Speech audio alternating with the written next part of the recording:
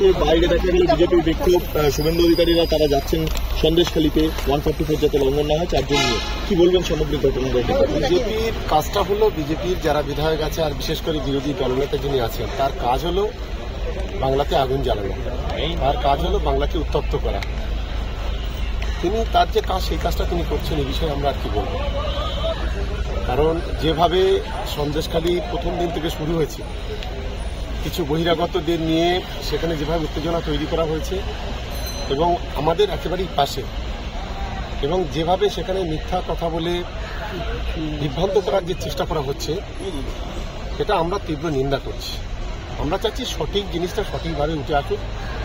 দোষী যদি কেউ হয় নিশ্চিতভাবে দৃষ্টান্তমূলক শাস্তি পাক, কিন্তু যেভাবে মিথ্যাকে নিয়ে যেভাবে পাবলিসিটি করা হচ্ছে, প্রচার করা হচ্ছে, এটা আমরা একজন তৃণমূল কংগ্রেসের কর্মী হিসেবে, বিধায়ক হিসেবে আমরা তীব্র নিন্দা করছি। বলছি মহিলারা যে আমরা মনে করি আরাবুল ইসলাম আজকে ভিতরে আছে, কিন্তু সেই আরাবুল ইসলাম যেভাবে আছে থাক, আমরা তার ছেলে আছে, আমাদের দলের কর্মীরা আছে, আমরা সকলকে নিয়ে একসঙ্গে আমরা কাজ করছি। এবং আগামী 3রা মার্চ আমরা একটা সমাবেশের ডাক দিয়েছি, যেটা বিজয়গঞ্জ মেলার মাঠে।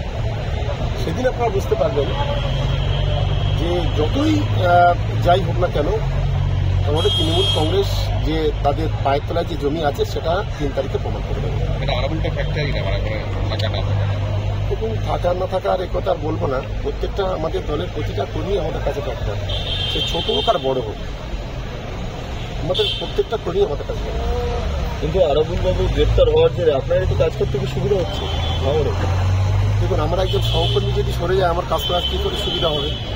আমরা এক পরিবারে 5 জন, এখন একজন যদি না কাজ করে তাহলে আমার সুবিধাটা হলো কি করে?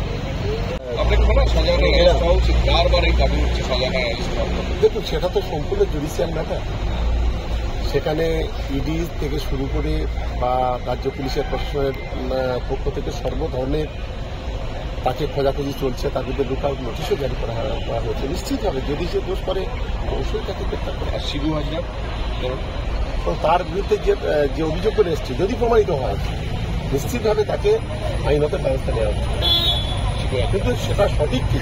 আমি একজনের বিরুদ্ধে আমি একটা কথা বলে দিলাম যে অমুক লোক অমুক কিছু করেছে, তার বাস্তবতা ইনভেস্টিগেশন হওয়া উচিত, তদন্ত হয়। সত্যিকারের যদি দোষী হয়, সত্যিকারের যদি গরিব মানুষের কেউ যদি ফাঁকি দেয়, গরিব মানুষের সম্পদ যদি কেউ লুট করে, নিশ্চিতভাবে তার বিরুদ্ধে প্রশাসনিক ব্যবস্থা নেওয়া উচিত।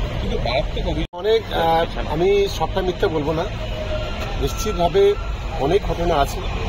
যে মহিলারা ওখানে জমায়েত হচ্ছে, সেটা কি সবটা কি সন্দেশখালীর? তো এটা আমার সবচেয়ে বড় প্রশ্ন। আমরা মনে করি, আমরা এই প্রশ্নটা আমার যে আজকে যারা আন্দোলন করছে, আমি তাদের কাছে প্রশ্ন করছি যে সব সন্দেশখালীর বাসিন্দা তো তারা বাইরে থেকে কেউ যায়নি তো? এটাই আমার সবচেয়ে বড় প্রশ্ন। কিন্তু এটা আস্তে আস্তে বিষয়টা ক্লিয়ার হয়ে যাবে। আমাদের নিশ্চিতভাবে প্রশাসনের পক্ষ থেকে একটা টিম তৈরি করা হয়েছে, তারা বাড়িতে বাড়িতে যাচ্ছে, একটা নজিরবিহীন ঘটনা, এবং সেখানে লেডি অফিসাররা সেখানে তাদেরকে নিয়োগ করা হয়েছে। নিশ্চিতভাবে যদি কেউ অন্যায় কাজ করে, আমরাও চাই তার দৃষ্টান্তমূলক শাস্তি।